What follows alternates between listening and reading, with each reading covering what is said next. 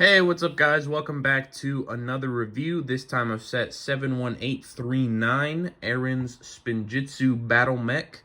Comes with 213 pieces, 3, I guess, minifigures, Baby Ryu, Arin, and a Spectral Dragonian Warrior. This set retails for $23, released this year. Obviously, that price is up from the other Dragons Rising mechs, which were all 20, with the exception being Kai's, because that was a bigger set that came with a smaller wolf mech. But obviously price increases, it's a little bit more, but thankfully not so much more that it is entirely unreasonable. The top of the box has Sora and a dragon.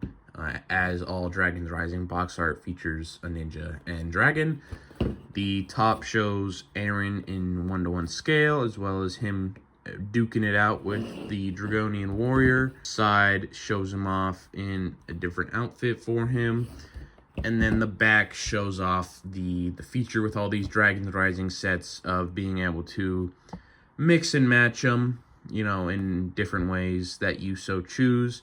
Obviously, with a lot more options than just this, because there's Sora's mech and Lloyd's as well. So a lot of options now at this point with these past couple years of all these mechs. But you open up the set at the bottom right here with some push tabs. Inside the box is 4 bags for the pieces, and then the back of the instruction manual doesn't actually show off any of the other sets for 25, but it does repeat that back of the box art of showing that you can mix and match the mechs, provided you have them, of course. Nothing else really interesting in there, so let's get this set built. Now that the set is built, first off, let's take a look at the figures. First up is Arin, you know, since it's his mech and everything, and he's looking pretty good. He's got the black sleeve, the tattered black cloth going across half his chest with the pink dragon, you know, descending down the other part of it with some little straps that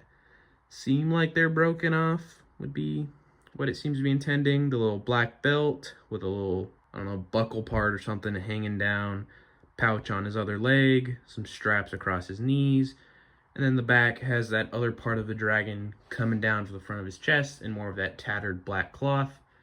And then he's got these 2 shimmery swords that, if I'm correct, I think they're meant to represent the swords to release the Forbidden 5 from Season 3 of Dragons Rising. So, I could be wrong though, but I'm pretty sure that's what they're meant to represent. Then there's also a Spectral Dragonian Warrior who looks very good. He's got, you know, this ghostly lower half, which personally, with figures like this, I'm a little mixed because I feel like they never have great balance, and also, you know, they place weird on Lego bricks, but they do look cool, so, you know, it's a trade-off. But he's got the translucent arms as well. You can see the red hands in there, which is real neat. And then, like, a dragon printed on his chest, which I do think looks a little funny.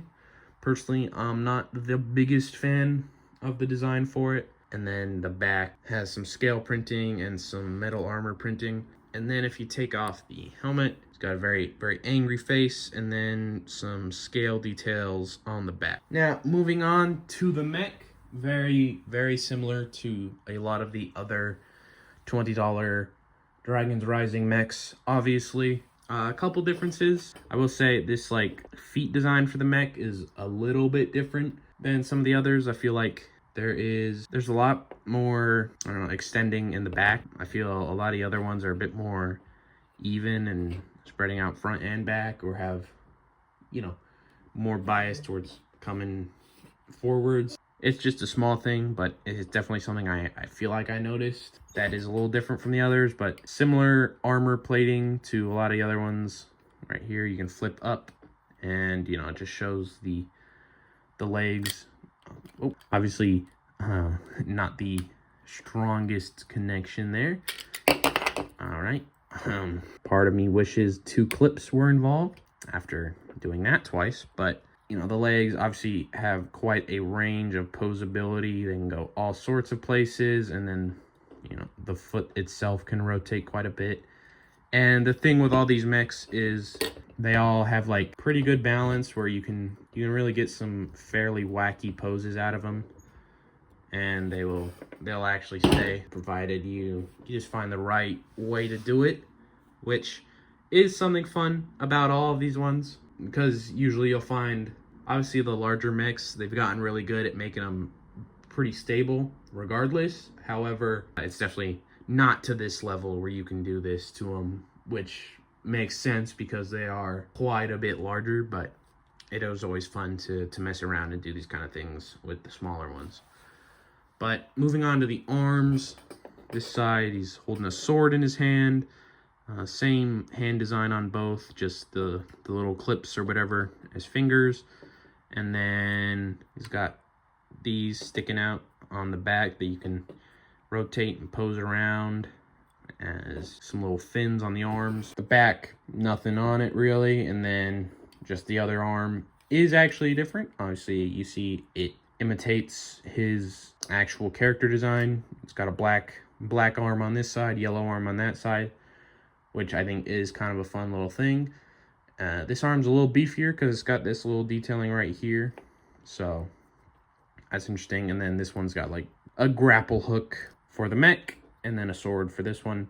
And then if you wanted to, all of this could obviously be traded out for any of the other Dragon's Rising mechs you may have. You can mix and match the arms, the chest, the torso, legs, all that.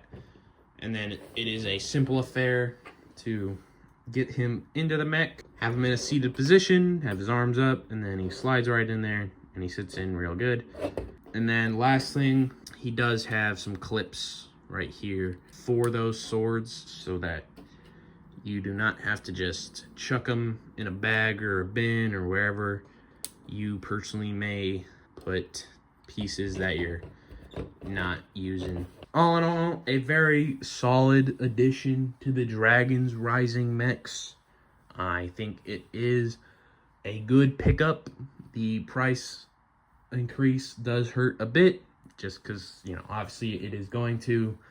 However, thankfully, it is not so egregious that it just feels completely unfair to charge for it. It's still, you know, pretty good sized mech with two pretty good figures, so it is not the end of the world, and it is obviously, unfortunately, something you kind of just have to live with, because Lego doesn't really decrease prices, so it is what it is. That is all I have for today, though. If you enjoyed the video, you want to see more Lego content, make sure to leave a like, subscribe, do all that, and I'll see you in the next